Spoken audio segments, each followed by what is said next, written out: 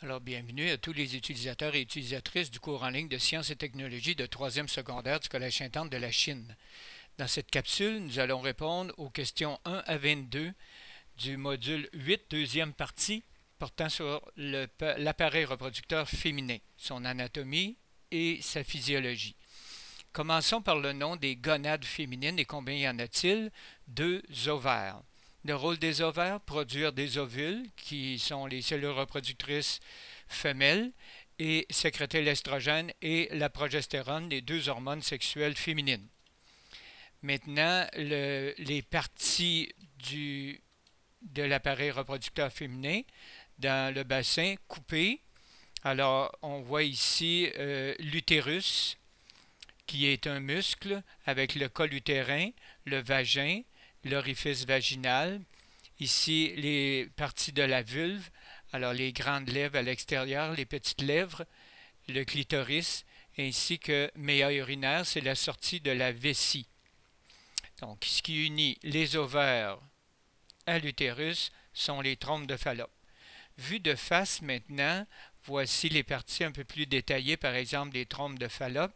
On a au bout des trompes le pavillon de la trompe, ainsi formé par des franges. Et à l'intérieur des trompes de Fallope, on retrouve des cils vibratiles qui vont amener l'ovule fécondé à l'intérieur de l'utérus. L'intérieur de l'utérus, il y a la cavité utérine et les parois sont formées d'endomètre ou une muqueuse utérine qui va se remplir de sang tout au long du cycle. On voit ici la trompe de Fallope ainsi que l'ovaire. L'utérus, c'est un muscle. C'est pour ça qu'on l'identifie numéro 8, muscle utérin. Voici le col utérus, le col de l'utérus ou col utérin ou cervix, et le vagin au numéro 10. Maintenant, quelle est la fonction des trompes de Fallope? Conduire l'ovule de l'ovaire à l'utérus. La fonction de l'utérus, il sert au développement du fœtus. Le vagin, c'est l'organe copulateur féminin. La fonction de l'endomètre, c'est contenir du sang nourricier permettant la nidation du zygote. Et si la femme n'est pas fécondée, ce sang va sortir sous forme de menstruation. La vulve, comment est-elle faite? Elle est faite du clitoris, qu'on voit ici, là, avec sa vascularisation et l'innervation, juste à l'arrière du clitoris, entre l'orifice vaginal et le clitoris, on voit le méa urinaire, c'est-à-dire la sortie de l'urètre, les glandes de Bartholin qui vont lubrifier le vagin avant et pendant la relation sexuelle, les grandes lèvres, les petites lèvres et l'hymen qui ferme l'orifice vaginal. Maintenant, une vue embryologique, le développement du petit embryon. Dans les 5 premières semaines, on voit qu'il n'y a pas de différenciation sexuelle et tranquillement, du côté masculin, le pénis va se former, tandis que la vulve va se former du côté féminin. Quelle est la fonction des glandes de Bartholin? Elles lubrifient le vagin lors de relations sexuelles. Le clitoris, c'est une petite masse érectile équivalent féminin du pénis. L'hymen, c'est une mince membrane qui referme l'ouverture vaginale. Et enfin, le méa urinaire, sa fonction, il contient le sphincter urinaire permettant la retenue ou la sortie de l'urine. Maintenant, la physiologie. Les deux glandes qui vont se parler dans l'appareil reproducteur féminin, évidemment, c'est l'hypophyse et les ovaires. L'hypophyse va sécréter la FSH et la LH. Et le rôle de la FSH chez la femme, c'est de stimuler le développement d'un follicule et faire sécréter l'estrogène par le follicule. Nous allons voir ça dans le diagramme dans une question. Les trois rôles de la LH, c'est déclencher l'ovulation, transformer le follicule en corps jaune et stimuler la sécrétion d'estrogène et de progestérone par le corps jaune. Exact. Voici comment ces deux glandes se parlent. Premièrement, l'hypophyse sécrète la FSH. Ici, on est au début du cycle. Donc, la femme vient d'être menstruée. Le début du cycle commence.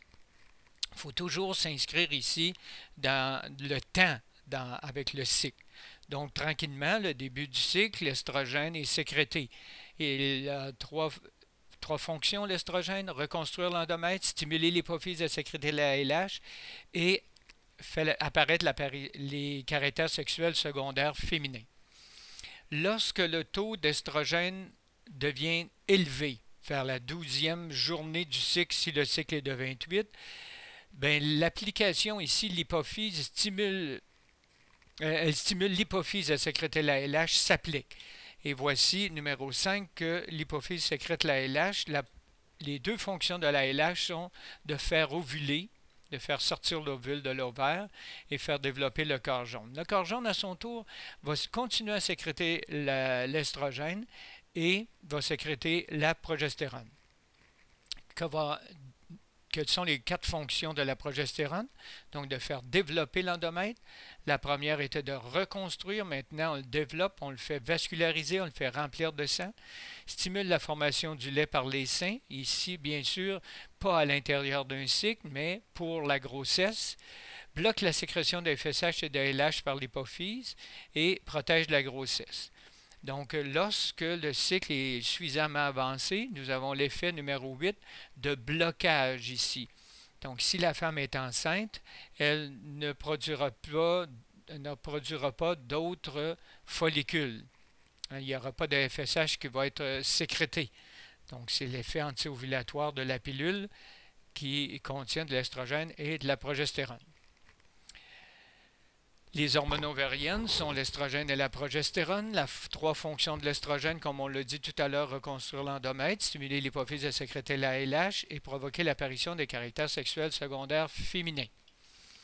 Alors, la progestérone, tant qu'à elle, c'est l'augmentation de la vascularisation d'endomètre ou faire développer l'endomètre, stimule la formation du lait par les seins, bloque la FSH et la LH, bloquer la sécrétion de FSH et LH par l'hypophyse et protéger la grossesse.